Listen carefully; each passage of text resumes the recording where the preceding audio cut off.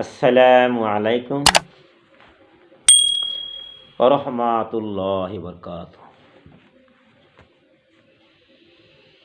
বিশ্ব নবী সাল্লাল্লাহু আলাইহি সাল্লামের উজু কেনে আছিল, কেনেকৈ উজু কৰিছিল সেই বিষয়ে আজি মই আলোচনা কৰি আছোঁ।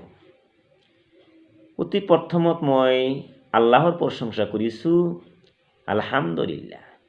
তাৰ পিছতেই বিশ্ব নবীৰ ওপৰত দৰুদ শৰীফ পঢ়িছোঁ, সাল্লাল্লাহু আলাইহি ওয়াসাল্লাম।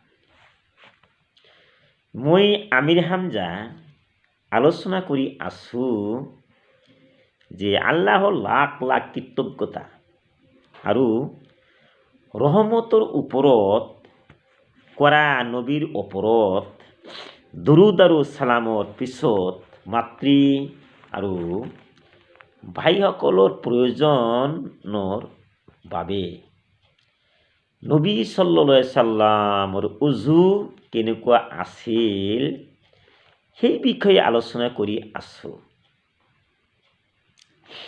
হযৰত আবু হায়ায় ৰাদিয়াল্লাহু আনহু ক'লে, মই হযৰত আলী ৰাদিয়াল্লাহু আনহুক উজু কৰা দেখিছোঁ। আলী ৰাদিয়াল্লাহু আনহু এই হাত দুখন হাতৰ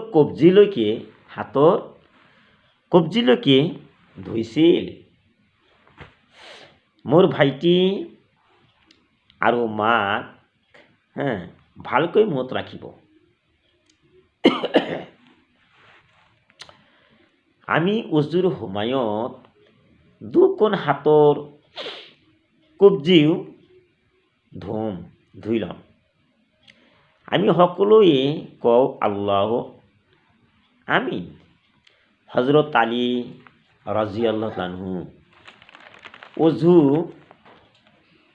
থিয় হৈ অজুৰ বাকী থকা পানীখিনি পান কৰিছিল। সুবহানাল্লাহ। গতিকে আমিও কি কৰিম, অজুৰ পিছত যিখিনি অৱশিষ্ট পানী থাকে সেইখিনি পান কৰিব লাগে। জগত নবী সাল্লাল্লাহু আলাইহি সাল্লাম কি কৰিছিলে, থিয় হৈ অজুৰ বাকী থকা পানীখিনি পান কৰিছিলে। গতিকে মই এটা কথা ক'ব বিচাৰিছোঁ, এই যে আমি যে উজু কৰি আছোঁ, উজুটো কেনেকৈ কৰিব লাগে? পানীটো পৰিষ্কাৰ হ'ব লাগিব। উজুটো এনেকৈ কৰিব লাগিব, দুটা হাত দুটা পা যেন কোনো এটা পশম শুকাই নাথাকে, ভালদৰে উজু কৰিব লাগিব। আৰু আমিতো জানো যে উজুৰ ফৰজ কয়টি? আপোনালোকে জানে, 4টি। এটা মুখমণ্ডল ধুব লাগিব, এটা ফৰজ। আৰু দুটা হাতৰ যেটা কোনোই পৰ্যন্ত ধুব লাগে, এনেকৈ ইয়াৰ পৰা কোনোই পৰ্যন্ত ধুব লাগে, এইটো ফৰজ। যিটো চেৰমচা বা মাথা কৰিব লাগে, এইটো চেৰমচা, এটা ফৰজ।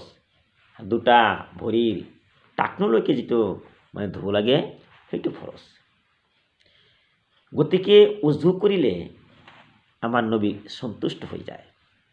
ইনশাআল্লাহ আমিও উজুৰ পৰা বাকী থকা পানী খাম।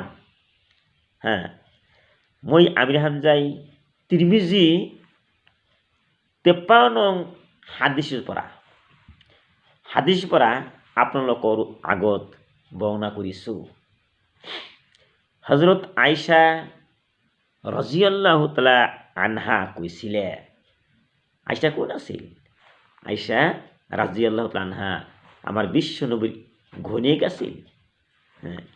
আয়েশা ৰাদিয়াল্লাহু তাআলা আনহাৰ বয়সটো কম আছিল আৰু আমাৰ নবীৰ বয়সটো বেছি আছিল, সেইটো আপোনালোকে জানে।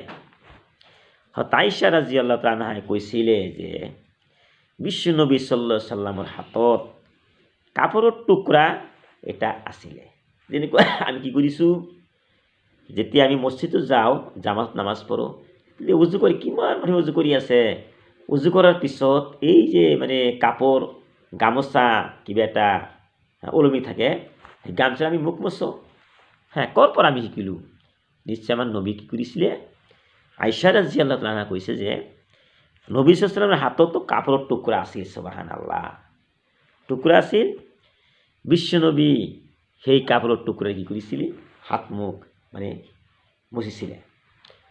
গতিকে মই অলপ সময়ৰ ভিতৰত মোৰ বক্তব্য শেষ কৰিলোঁ। আপোনালোকে ভালদৰে শুনিব আৰু ভালদৰে উজু কৰিব। উজু শুদ্ধ হ'লে নামাজটো শুদ্ধ হৈ যাব। নামাজটো শুদ্ধ হ'লে আল্লাহৰ দৰবাৰত কবুল হৈ যাব, তেতিয়া আমি জান্নাত পাম। আখিৰু দাৱানা আনিল হামদুলিল্লাহি ৰাব্বিল আলামিন।